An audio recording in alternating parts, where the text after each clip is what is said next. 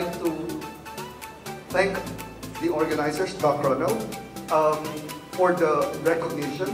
Our goal is to improve healthcare globally. And being recognized in this forum is a big thing for us.